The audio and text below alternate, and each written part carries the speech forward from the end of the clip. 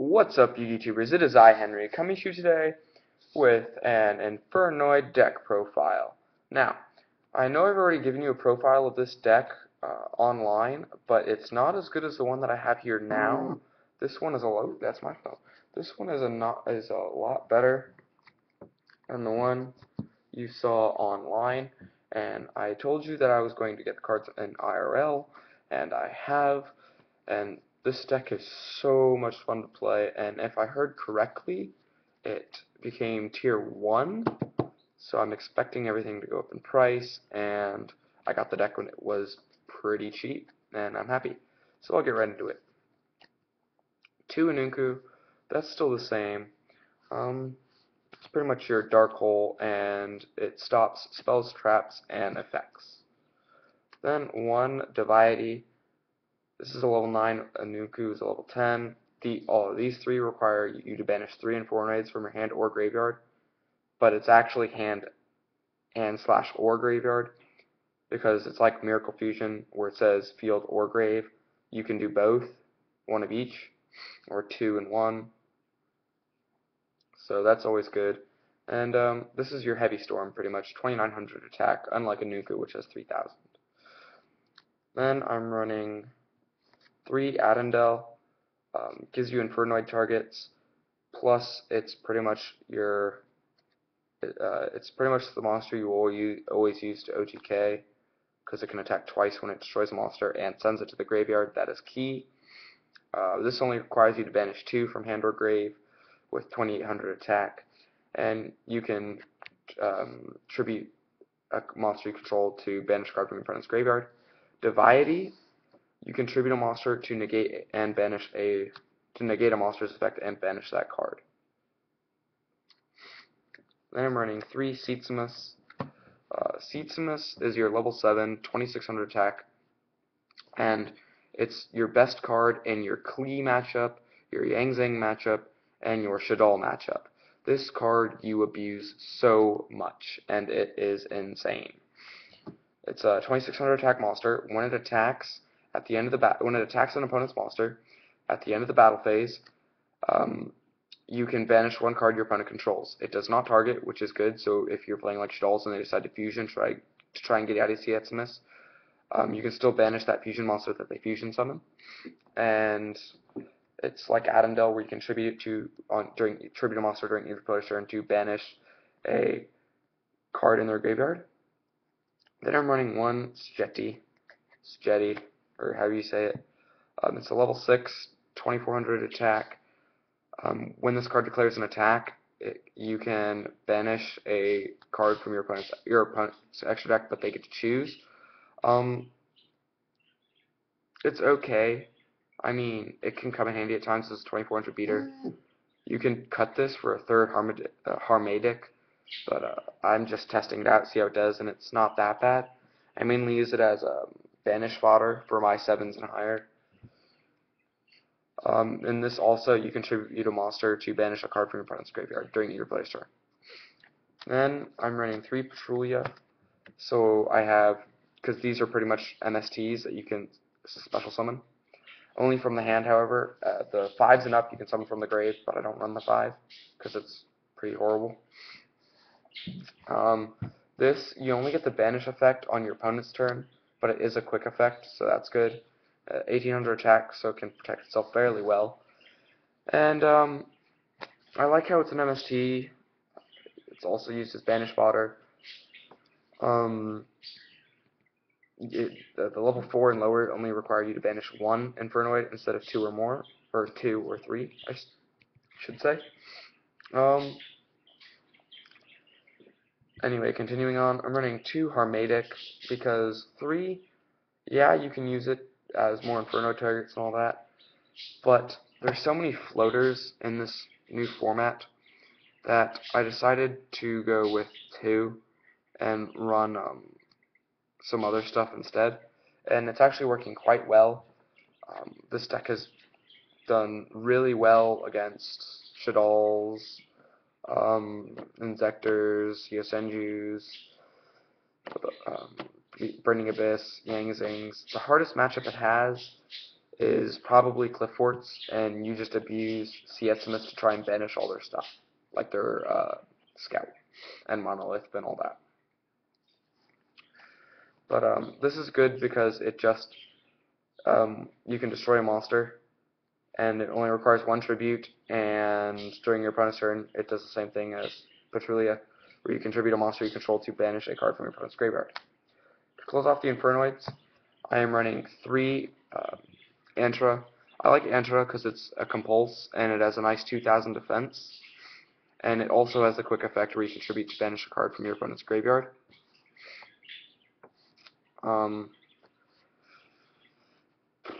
I mean, it's just a really, really good card because I was playing Heroes one time, and this deck has also beaten Heroes. I was playing Heroes, and they had a Mist, and I knew they had a Mass Change set because they had Special Summon Mist. So I baited out the Mass Change with my Farfa, and then I used Antra's effect to return the Dark Blood to the extract, and I went off from there with a Reasoning. Next, I'm running 3 Raiden. Yes, a lot of the times this deck only runs 2. I'm running 3, however, because this deck is really player preference, and I mean, it really is player preference. And my preference is 3 Raiden because it just adds consistency to the deck, and it helps you stop from milling yourself to death. And I've actually milled myself to death once against Yang Zings, and it cost me that game in the match. And 3 Raiden also works really well with 2 Lumina, because your 2 Lumina are able to get your Raidens, and then you can Synchro Summon, or just mill a ton, and it's awesome. Then I'm running 1 Farfa. It's an out to the Jinlock. It's an out to a lot of stuff, and I like it at 1. 2, you would see it too much, and it would stop your Reasonings too soon. But a 6 monsters that can be normal summoned is really enough. That's like the maximum. Really, really good, though. Except for the monsters. No idea how many monsters I'm running, actually. 1, 2, 3, 4, 5, 6, 7, 8, 9, 10, 11, 12, 13, 14, 15, 16, 17, 18, 19, 20, 21, 22, 23, 24. 24, and 18 of them are Infernoids. Next, for the spells, I'm running 2 Voidseers. This is like a Lance on crack because they don't lose. It's like it's actually like a Forbidden Dress on crack because they don't lose 600 and they're unaffected that whole turn. And you can banish these from the graveyard to prevent an Infernoid's destruction, which is awesome. And it's a quick play spell. Next, what makes this deck frickin' tier 1? 3 Reasoning and a Monster Gate. I don't really think I need to explain these. It's the main, like, engine and mill Infernoid dump source. So these have to be run at 3 and 1. Next, 2 Charge, because it helps speed up your Lightsworn and milling to get your Infernoids in the grave. And it's really, really helped the Infernoid deck because it speeds up the deck so much.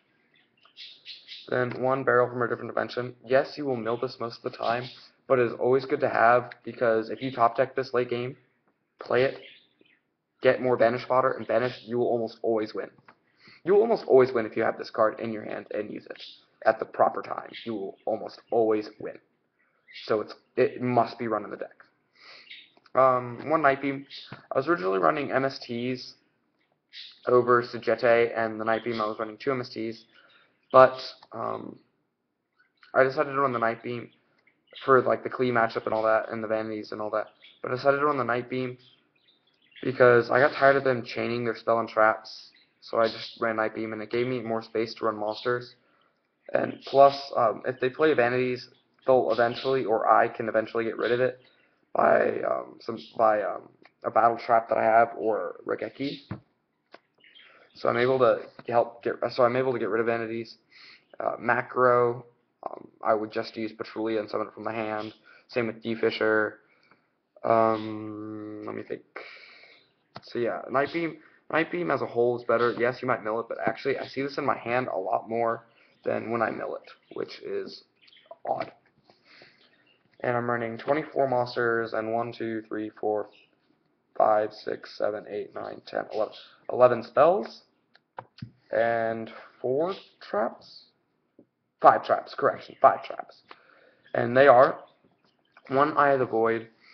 I like Eye of the Void because if you're like stuck, you can always unclog your hand by activating this. I was originally running this at 2, but I took it 1 out for a just a fun card that came out in the new pack, and that is Fiend Griefing. But I'll explain that after I finish explaining this. So this really helps unclog your hands. Plus it ignores the summoning conditions. So if you've already spammed your board and have over level 8, over a total of 8 level effect monsters, you can activate this and summon 1 more monster from your hand, and it's awesome. Then the Fiend's Griefing. This is like a slower Foolish, but is better for you because you return a monster from your opponent's graveyard to their deck, and you can send a Fiend from your deck to your graveyard. So yes, it's slower, but you still benefit more. But if you want to run Foolish over this, you can. But I like this over Foolish because no one's really expecting it. And if you're playing like Burning Abyss, I did this to them, and they try and target something with Dante's effect, you can use this, and it's like Sir or Dante, and if they're targeting a monster, you can activate Fiend Griefing, return the monster, and then send a Fiend, and you just are awesome. The Fiend that I normally send is is Diviety, my Heavy Storm, because it's like just a complete back row nuke out, and it's amazing. Then I'm maining 1 Fiend's Communion over the 1 Needlebug's Nest or 2 Needlebug's Nest. Because this is better late game and it benefits you because you can also banish from your opponent's graveyard. Yes, it's bad if you get it early game, but you can always just wait and then set it the turn before you want to use it. So I mean, it's good overall. It's better than being Needlebug's Nest, but this deck is really player preference. And then the Battle Strap that I mentioned that helps me get rid of vanities is the Mirror Force. And this actually happened to me. I was playing Shadol's and he had vanities on me, and I had 2 Lumina on the field, and he tried attacking with Leo. I played the Mirror Force. His Leo went to grave, and his vanities died, and then I went off and got game next turn, and it was awesome. And plus, this deck doesn't really protect itself, so you need the Mirror Force for the protection. Except for the main deck. 20 card main deck. I'll show you the extra deck. So I'll get right into it. I'm running, the only rank 3 I'm running is an Alucard for like popping set cards and all that. It's not really that bad. Just helps you lower your effect levels. I would like a Dante, but I don't have a Dante. I pulled 2 and I traded both of them away. So it made me sad when I decided to finish Infernoids in IRL and I needed a Dante. 1 Lavalval Chain. I actually don't go into this that much at all. You could probably cut this for a Dante if you wanted to. I just like it in case it's a worst case scenario and I need to dump something. 1 101, because it's 101, it's like a staple, rank 4. Gemnite Pearl, because it's a normal monster, so it resets your levels, and it's a nice 2600 beater. One guy, I think his name was Jack, or Will. It was Jack. When he was convincing me to run this in the extra deck, he said that one game when he ran Infernoids, he had Raiden, and his opponent had Majesty's Fiend, and he didn't attack as Raiden for some reason, so next turn he normal summoned his second Raiden, overlaid into this, got over the Majesty's Fiend, and got game. So that's actually really, really good. And that convinced me to run this, plus it resets the levels, and it's a nice 2600 attack monster. And a rank 4, so it's easy to pull out, because you can go Raiden and Petrulio, which I normally do. Rank 7s, 1 Dracosac, because it's Dracosac, helps with protection and clearing your opponent's field. 1 Big Eye, because it's Big Eye, it's Mr. Steal Your Girl. I did this against Yang Zings one time, and it was really, really funny. I pulled out Big Eye, took one of his monsters, then he pulled out that new like synchro monster that your opponent chooses a monster to give to them. So he took it, but it had no materials. And the next turn, I summoned an Antra, and I bounced my Big Eye back to my extra deck. And then I went back into Big Eye and took that Synchro Monster, and it was really funny. Then I'm running one Felgrand, because it's Felgrand, you can negate effects, and it's awesome.